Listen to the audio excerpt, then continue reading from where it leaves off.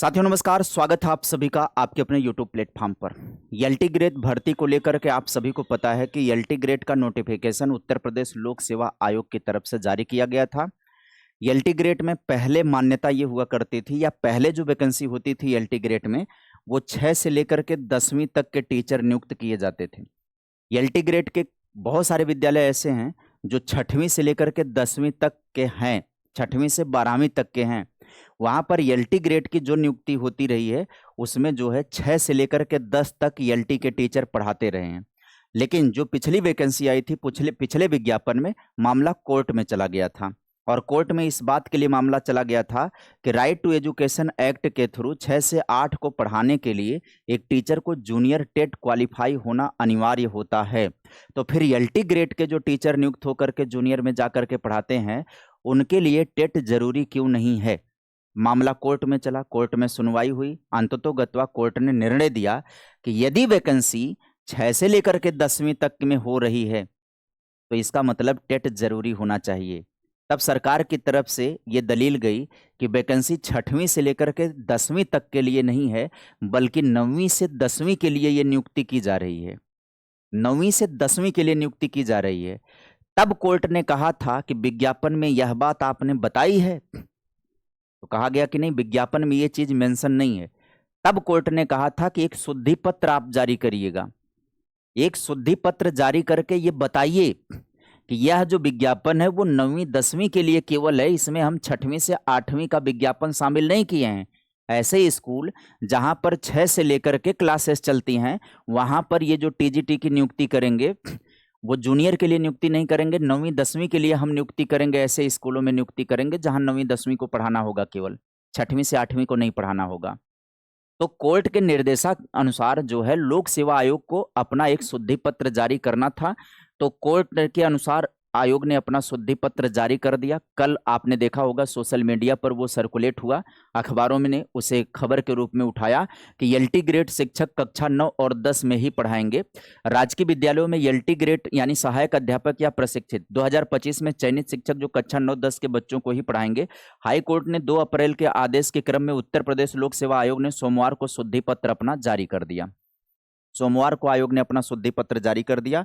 आयोग के परीक्षा नियंत्रक हर्षदेव पांडे ने साफ किया कि सभी विषयों के शिक्षकों का चयन कक्षा 9 व 10 के अध्यापन के लिए किया जाएगा। राजकीय विद्यालयों में एलटी ग्रेड शिक्षकों से कक्षा 6 से 8 के जो बच्चों को पढ़वाने और भर्ती विज्ञापन में आरटीई नियमों की अनदेखी करते हुए उच्च प्राथमिक स्तर की टीईटी अनिवार्य नहीं करने को लेकर कुछ अभ्यर्थियों ने याचिकाएं दायर की थी।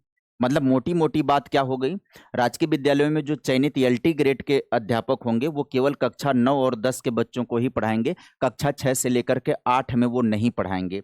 2 अप्रैल को हाई कोर्ट ने आदेश दिया था और सोमवार को उत्तर प्रदेश लोक सेवा आयोग द्वारा शुद्धि पत्र जारी कर दिया गया। अब एक बात मैं करना चाहता रहा हूं आपको कि जूनियर की संभावना कैसे बन रही है उस मुद्दे पर आना चाह रहा हूं। सभी विषयों के शिक्षकों का चयन कक्षा 9 से 10 के अध्यापन के लिए किया जाएगा। ये हर्षदेव पांडे परीक्षा नियंत्रक आयोग के हैं, उन्होंने ये जानकारी दी। इसका मतलब क्या हो गया, हाई कोर्ट में याचिकाकर्ता जो वो क्या बताए कि एलटी ग्रेड शिक्षकों को कक्षा 6 से 8 तक के बच्चों को पढ़वाना, भर्ती विज्ञापन में आरटीई नियमों की अनदेखी करना और आगे कहा गया उच्च प्राथमिक स्तर की टीईटी अनिवार्य नहीं करना। इस आधार पर उन लोगों ने कोर्ट केस किया, लड़ाई हुई। उसके बाद जो है उसके बाद जो है निर्णय आया। निर्णय जो आया वो निर्णय क्या आया, 1 मिनट। उसके बाद जो निर्णय आया है वो निर्णय आया कोर्ट की तरफ से। कोर्ट ने कहा कि क्या ये वैकेंसी में वास्तव में 6 से 8 के बच्चों को पढ़ाने के लिए विज्ञापन किया जा रहा है। तब सरकार की तरफ से बात आ गई नहीं। अब यहीं से आप सभी को मामले को थोड़ा सा ध्यान देने की जरूरत है।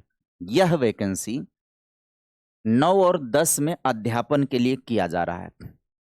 इसका मतलब है ऐसे स्कूल जो 6 से लेकर के इंटर तक चलते हैं या जिसमें 6 से लेकर के 8वीं की भी क्लास चलती है, इसका मतलब है वहां पर नियुक्ति नहीं की जा रही है। जबकि वहां पर भी रिक्त पद हैं, वहां पर भी रिक्त पद हैं, 6 से 8 यानी जूनियर में भी पढ़ाने के लिए रिक्त पद हैं।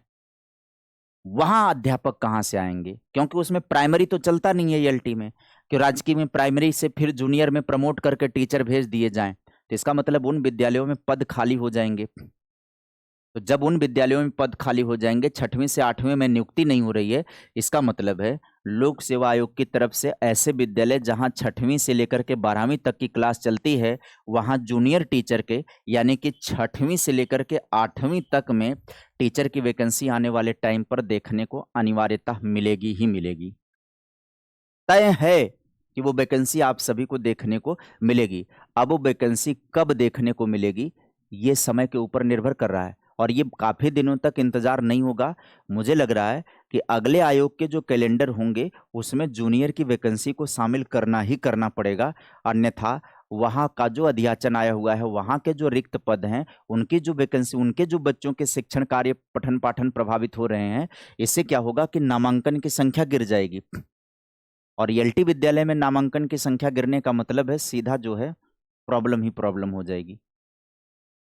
तो जूनियर की वैकेंसी एक बार फिर से आपको बता रहा हूं कि आज जो शुद्धि पत्र ये आपके सामने दिखाई पड़ रहा है, इस शुद्ध पत्र जारी होने के पश्चात अब एक तो बात क्लियर हो गई है कि एलटी ग्रेड के अध्यापक जब 9वीं 10वीं में पढ़ाएंगे तो 6वीं से 8वीं में एक नियुक्ति की प्रक्रिया इनको करनी पड़ेगी। जो भी पद हों, ये पद किसके माध्यम से आएंगे भविष्य में? ये पद जो है लोक सेवा आयोग के माध्यम से आएंगे। उत्तर प्रदेश लोक सेवा आयोग के माध्यम से ही ये वैकेंसी आएगी और इस वैकेंसी में फिर कौन नियुक्त होंगे? क्या केवल बीएड वाले इसमें नियुक्त होंगे क्या? तब बात आती है नहीं, फिर जूनियर के अंदर डीएलएड भी आ जाएगा। फिर जूनियर के अंदर कौन नियुक्ति पाएगा? डीएलएड भी आ जाएगा, अगर वह सीटेट या टेट क्वालिफाई होगा तब। जूनियर स्तर का सीटेट और टेट क्वालिफाई होगा तो डीएलएड का भी बच्चा आ जाएगा और बीएड वाले तो रहेंगे ही रहेंगे। जिन्होंने सीटेट या यूपी टेट जूनियर क्वालिफाई कर रखा होगा वो भविष्य में 6वीं से 8वीं में जो वैकेंसी आएगी उस वैकेंसी की प्रक्रिया के पार्ट रहने वाले हैं। अब दिमाग में ये सवाल आएगा कि गुरुजी क्या ये वैकेंसी आएगी ही आएगी? आप थोड़ा अपने लॉजिक से सोच करके देखिए कि अभी तक एलटी की जो वैकेंसी होती थी उसमें वही लोग टीचर बन जाते थे, 6वीं से भी 8वीं में भी वही पढ़ाते थे। एलटी के बहुत सारे स्कूल ऐसे हैं जो 6वीं से लेकर के 10वीं तक चलते हैं। एलटी के बहुत सारे स्कूल ऐसे हैं जो 6वीं से लेकर के 12वीं तक चलते हैं। कोई ऐसा स्कूल नहीं है जो 9वीं और 10वीं की पढ़ाई करता हो खाली। अब इसके दो पहलू आते हैं, या तो सरकार ये नियुक्ति करके 9वीं और 10वीं में कह करके कि हम केवल 9वीं और 10वीं में ही नियुक्ति करेंगे, उन्हीं लोगों से पढ़वा ले, उन्हीं लोगों से 6वीं और 8वीं पढ़वा ले। लेकिन सरकारी मास्टर हैं भैया, लोक सेवा आयोग के तहत वैकेंसी से जा रहे हैं, ये कहेंगे हमारी नियुक्ति 9वीं 10वीं के लिए हुई है तो हम 6वीं 8वीं में कहें पढ़ाने जाएं? ये अलग विवाद विद्यालय में हो जाएगा भाई, प्रधानाध्यापक के साथ एक लड़ाई खड़ी हो जाएगी, क्योंकि स्पष्ट तरीके से इन विज्ञापन में इस बात को कहा गया है ऑफिशियली कि यह नियुक्ति 9वीं 10वीं के लिए हो रही है। तो जो टीचर नियुक्त होकर के जाएगा, जब उसे जिम्मेदारी सौंपी जाएगी कि चलो 6वीं और 8वीं में भी पढ़ाओ, वो नहीं पढ़ाएगा, वो लड़ बैठेगा। वो कहेगा हमारी नियुक्ति 9वीं 10वीं के लिए हुई है, हम क्यों चले पढ़ाएं? बहुत कम होंगे जो मानवता का अनुपालन करते हुए जाएंगे पढ़ाने के लिए।